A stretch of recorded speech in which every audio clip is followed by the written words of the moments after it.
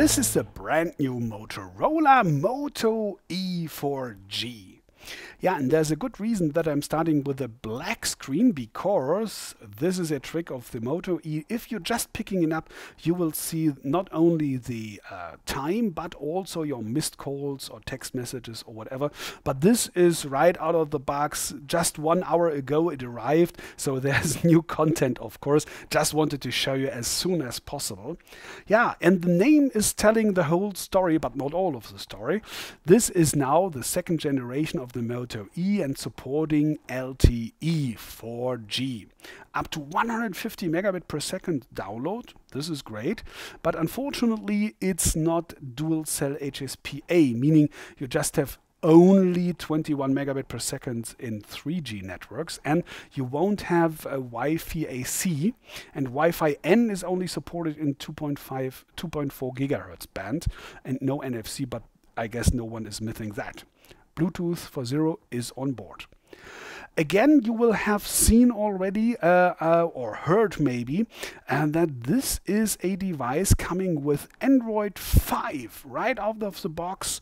You see it, for example, here in the notification center, and this is even nowadays very, very seldomly seen.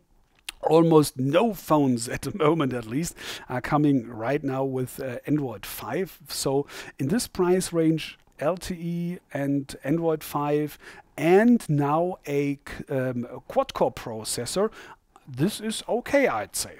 It's now the Snapdragon 410 instead of the Snapdragon 200 before, so you now have 4 cores instead of 2. Again, the clock rate is 1.2 gigahertz, 1 gigabyte RAM. Internal memory is still the same.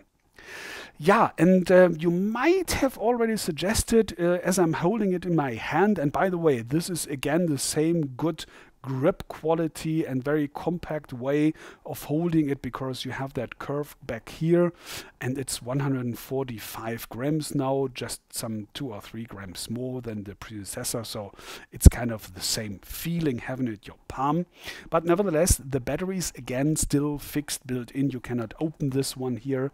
It's a little bit bigger now with 2390 milliamps. We have to see how this will do in the test, because the screen is a little bit bigger now too. We're talking now about 4.45 inches to be precise instead of 4.3. So it's in the area, it's 7% more now than the first Moto E. We have to see how the battery will do. The resolution is the same, 540 by 960. So we're coming to a PPI of 248. This is kind of half of what's average now, but for this price, again, this is okay. And I already messaged the brightness, and I'm having here 374 nits. This is more than okay. Yeah, what's new? Not the camera. This is again 5 megapixels camera on the backside, and as you can see here, again, no LED flash. No flash at all on the backside and on the front side. So I would suggest this should be a topic for the next one, because at least in my opinion, even in this price range, there should be an LED flash. You now have a front camera, but be honest, 640 by 480 pixels for photos and videos. Who needs kind of stuff like that in nowadays? So yeah, well, it is like it is, but for me, kind of useless, I'd say. Yeah.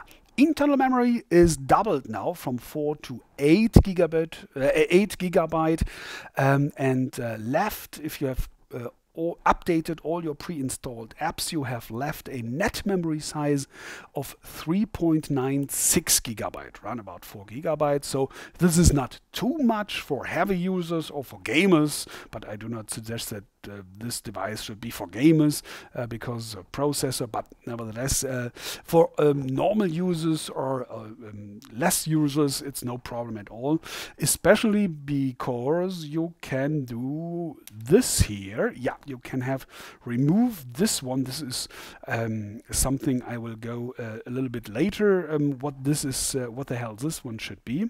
You can see here you have first is a micro SIM slot, sorry, and a micro SD slot, of course. Officially supported up to 32 gigabyte. I tried out here a SanDisk with 128 gigs.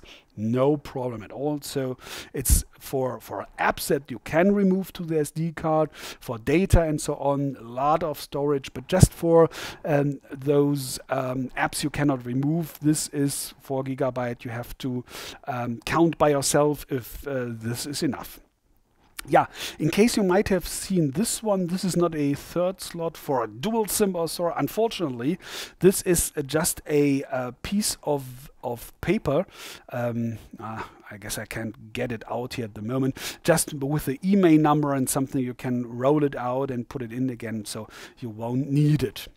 Yeah, right now where I've got off this one here, I wanted to show this frame because this is something new for Motorola, that you can have those accent frames, or however this one are called here, just like having some other colors. You can buy them as an option, or these called grip shells.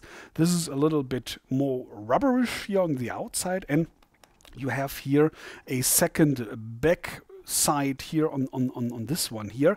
So, and now here comes the trick. It's not easy to get that into, but I'm trying to show you how the result is looking like. Press thumbs for me that I'm doing good this time, right here and there, because this is kind of rubber, yes, and it's including, as you can see, the whole body of the Moto E 4G, but this is kind of tricky here with that frame. Be sure that you're doing it everywhere, all around, very precisely. But I guess there's a good reason that Motorola is not calling these here bumper cases or something, but just grip shells, meaning the main reason of them is not security, protection, but only optical. So maybe if you're just having a drop of 10 centimeters or 20 or whatever, there might be a kind of small protection, but I wouldn't suggest to let fall it down from bigger heights like this. Yeah, and on the back side you now have this one here. This is very glossy and very, yeah, you see, I can hope you can see, I'm trying to hold this that you can see what I'm referring to, because every fingerprint you can see, it's perfectly for having finger grip stored over there. So, but yeah, you can decide by yourself if you like this or not. I don't, as you might have imagined.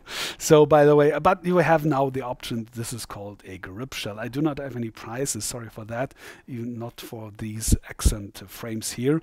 But nevertheless, you will find as soon as available in your country, I guess. Availability, yeah. Motorola is starting right now at the end of February in over 40 countries. And again, I know only the price here in Germany, Europe. It's 129 euros recommended retail price without any contract. So this is kind of an offer for at least people who do not know these big A phones with these big A memories. Yeah, I hope I could help you a little bit for your decision with the Motorola Moto E 4G. Thanks for watching, and please be so kind to recommend my channel and to subscribe to it. Thanks for that in advance, and take care. Bye.